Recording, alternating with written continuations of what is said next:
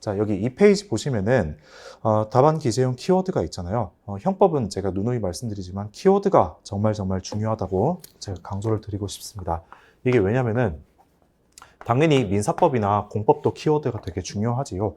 근데 민사법이나 공법 사례형을 보시면은 형법 사례형이랑 좀 다른 점이 있습니다. 어떤 게 다르냐면 민사법이나 공법 사례형은 일단 줄글이 길기는 한데 나중에 문제를 막상 보면은 그 줄글 중에서 뭔가 쟁점이 되는 걸 뭉탱이 하나 잘라가지고 뭐 1번 사실관계에서 갑의 청구 원인과 그에 대한 결론을 서술하시오 이런 식으로 쟁점을 다 줘요. 공법도 그렇고 민사법도 그렇고. 근데 형사법은 어떻습니까? 일단 줄글이 되게 길게 늘어서 있고 첫 번째 문제는 어김없이 어떤 거예요? 갑을병정의 죄책을 논하시오라고 하면서 그냥 이 뭉탱이에서 너가 쟁점을 뽑아낼 수 있는 대로 다 한번 뽑아내봐라. 너가 지금 얼마나 아는지를 한번 100일장 해봐라. 이런 문제를 이제 투망식으로 던져준단 말이에요. 근데 그럼 진짜 이제 갑을병정의 죄책을 논할 때 내가 아는 거를 여기서 다 뽑아내야 되는데 제한된 시간 안에 내가 아는 걸 다 쓰기 위해서는 결국 저 키워드를 축약해서 쓰는 것이 되게 중요합니다. 자, 그런데 당연히 판례 워딩을 토시 하나 안 틀리고 쓰는 게 뭐 제일 좋겠죠. 하지만 그건 너무 이상적이니까 제가 이제 가장 강조하는 거는 판례 워딩 중에 답안지에 쓸만한 핵심적인 키워드를 가지고 쓰는 거를 저는 매우 강조를 드리는 편이에요. 그래서 여기 2페이지부터 6페이지까지 있는 이 키워드들 있잖아요. 형법 총론 관련된 키워드들, 그 다음 형법 강론 관련된 거, 형소법, 그 다음 특별형법 관련된 것들 있잖아요. 이 키워드들은요. 답안지 현출하실 때 반드시 이걸 현출해 주셔야겠습니다. 아시겠죠? 자, 그래서 나중에 제가 파이널 강의할 때도 여기서 좀 더 보강을 해가지고 여러분들한테 드릴 예정이에요. 자, 그러니까 일단 지금은 넘어가도록 하겠습니다. 7페이지로 가볼게요. 죄형 법정주의부터 가보겠습니다.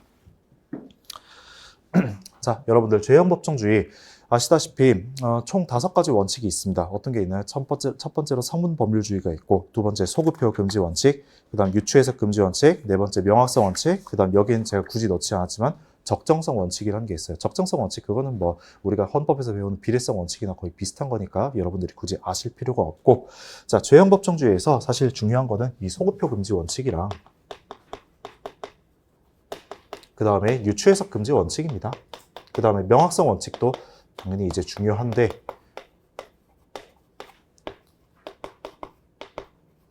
자, 여기에서 이제 좀 중요한 판례들 위주로 좀 보도록 할게요. 네, 성문법률주의 그건 뛰어넘어가겠습니다. 자, 소급표 금지 원칙 볼게요.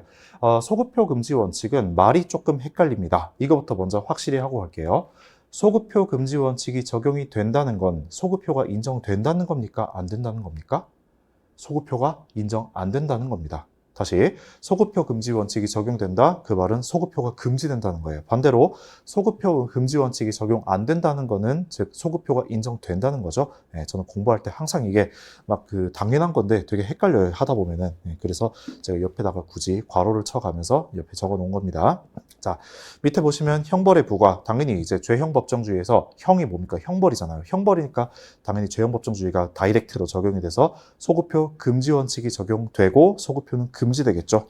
그 다음 판례는 뭐 죄도 아니고 형벌도 아닙니다. 그러니까 소급표 금지 원칙이 적용 안 돼서 소급표가 인정이 되겠죠. 그 다음 형소법 규정, 그 다음 양형 기준 역시 소급표 허용됩니다. 자, 이제 보완 처분이 이제 많이 나오는데, 보완 처분 같은 경우도 엄밀히 말해서 죄도 아니고 형벌도 아니기 때문에 원칙적으로 소급표 금지 원칙이 적용 안 되고 소급표가 허용되는 게 맞아요.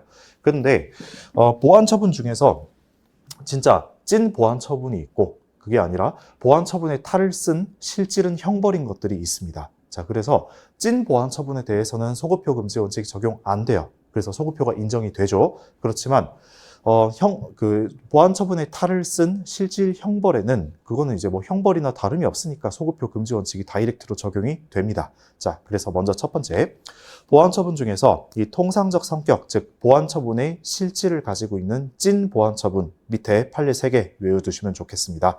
자, 첫 번째 판례 밑줄 어디에 되어 있나요? 보호 관찰이에요. 보호 관찰.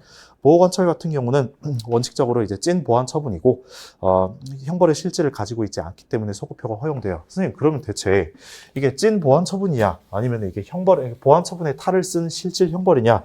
그건 뭘로 구분하냐면은 가장 중요한 건 바로 신체의 자유를 제한하는지 제한 안 하는지. 그 신체의 자유 제한 여부를 가지고 판단을 해 보시면 되겠습니다.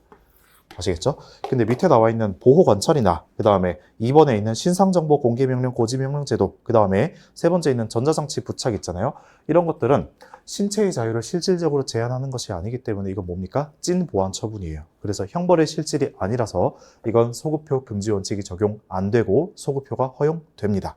자, 그렇다면 이제 시험 많이 나오는 건 8페이지에 있는 진짜 보안 처분의 탈을 쓰고는 있지만 실질은 형벌인 것들이 있겠죠. 자, 첫 번째 보겠습니다. 먼저 사회봉사명령이에요. 사회봉사명령. 자, 사회봉사명령은 말 그대로 사회에 봉사시키는 명령이에요. 어디 이제 갖다 놓고 어디 작업장 같은 데 갖다 놓고 너 지금 사회에 봉사해라 라고 명령을 하는 거예요. 사람을 어떤 작업장에 갖다 놓고 봉사를 한다는 것 자체가 어쨌든 인신을 가지고 인신의 자유를 제한을 시키는 거잖아요. 그렇기 때문에 실질적으로 신체의 자유를 제한시키는 것이라서 이거는 보안 처분의 탈을 쓴 실질 형벌이라고 봅니다. 이해하셨죠? 그래서 이런 경우는 죄형 법정주의가 다이렉트로 적용이 되기 때문에 소급표가 금지돼요. 이해하셨나요? 자, 그 다음에 2번 볼게요. 2번은 이제 위치 추적 장치 부착 기간인데, 자, 근데 여기 8페이지에서 여기 찐 보안 처분 맨 위에 가보시면 3번 판례 있잖아요. 3번 판례 8페이지에서 맨 위에 가보시면 그것도 전자장치 부착이고, 우리가 아까 보고 있던 밑에 2번 판례에서 위치 추적 장치 부착 기간, 둘 다 전자장치 부착, 이제 쉽게 말해서 전자발찌잖아요. 전자발찌. 둘 다 전자발찌인데 왜 하나는 찐 보안 처분이고 왜 하나는 보안 처분의 탈을 쓴 실질 형벌이냐? 자, 그게 이제 답이 여기 2번 판례에서 뒤에까지 제가 그래서 밑줄을 쳐놨습니다. 왜? 하한 가중 규정의 소급 적용에 관한 명확한 경과 규정이 없는 경우라고 하잖아요. 그렇게 명확한 경과 규정이 없으면은 그때는 이제 그냥 실질 형벌이라고 봐가지고 이런 경우는 소급표 금지 원칙이 적용됩니다. 아시겠죠? 이 하한 가중 규정의 소급 적용에 관한 명확한 경과 규정이 있는지 없는지 거기에 따라 가지고 맨 위에 있던 그 3번 판례랑 밑에 있는 2번 판례가 결론이 달라지는 것입니다. 이해되셨나요? 자, 그 다음에 밑에 3번 판례 한번 가보겠습니다. 구 성폭법 처벌 등에 관한 특례법 밑에서 네 번째 줄에 밑줄 쳐져 있죠. 수강명령이라고. 자, 수강명령 역시 이렇게, 자, 여러분들도 갑자기 막 주말이나 이런 데 놀러 다니고 싶으신데 갑자기 제가 여기 와가지고 지금 강의 들으라 그러면은 어떻겠어요? 인신의 자유가 구속되는 것 같은 그런 느낌이 들겠죠? 역시 이것도 신체의 자유가 제한되기 때문에 보안 처분의 탈을 쓴 실질 형벌이다. 이렇게 보시면 되겠습니다. 자, 넘어가 볼게요. 유추해석 금지 원칙입니다. 유추해석 금지 원칙은 유독 최판이 많아가지고 제가 앞에 최판 표시를 다 달아뒀습니다. 1번부터 한번 볼게요. 자, 피고인이 불특정 다수의 손님들에게 연초입, 담배 필터, 담배값 제공해서 손님으로 하여금 담배 제조 기계를 조작하게 하거나 자신이 직접 조작하는 방법으로 제조하고 판매했어요. 자, 그러면은 지금 이제 쉽게 말해서 뭐예요? 담배를 판 게 아니라 담배를 말 수 있는 재료를 제공을 하고 너가 알아서 담배 말아가지고 펴라 이런 식으로 이제 담배 재료를 제공한 거잖아요. 좀 비유를 하자면 고깃집 갔을 때, 삼겹살집 갔을 때 고기를 구워서 내오는 게 아니라 고기를 구울 수 있는 재료들을 막 이렇게 준 거나 마찬가지잖아요. 자, 그렇다면은 자, 여러분 한번 생각해 보세요. 지금 여기서 쟁점은 뭐냐면 저런 식으로 담배를 말 수 있는 재료를 제공한 걸 가지고 담배의 제조라고 평가할 수 있느냐? 그게 이제 쟁점입니다. 자, 근데 여러분들 삼겹살집 갔을 때 삼겹살 이제 고기 구울 수 있는 뭐 야채, 그다음에 생고기, 그다음 불판 이런 거 제공했어요. 자, 그럼 여러분들이 삼겹살을 제조한다고 합니까? 좀 뭔가 어색하지요? 네, 그래서 제조라는 거는 뭔가 이제 제조업을 영위하는 사람이 물건을 갖다 팔기 위해서 조립을 하고 약간 그런 의미가 들어가 있습니다. 조립을 하고 짜맞추고 그런 의미가 들어가 있어요. 자, 그런데 단순히 재료를 제공하고 네가 알아서 구워 먹어라, 네가 알아서 담배를 말아 펴라 이런 걸 가지고 제조라고 평가하기는 어렵다는 게 바로 이 1번 판례의 입장입니다. 이해하셨나요? 딱 삼겹살집 생각하시면 이해가 편하실 겁니다. 자, 그래서 결국 저렇게 담배 잎 같은 거, 담배 재료를 제공을 하고 네가 알아서 말아 펴라 라고 튜빙 기계까지 제공한 걸 가지고 담배의 제조라고 평가할 수는 없다. 이거는 유추해석 금지 원칙에 위배된다 라고 하는 것입니다. 이해되셨나요? 넘어가겠습니다. 자, 그 다음 2번 판례 볼게요. 진짜 이거는 단골로 나오는 거죠. 뭡니까? 땅콩 회항 사건이에요.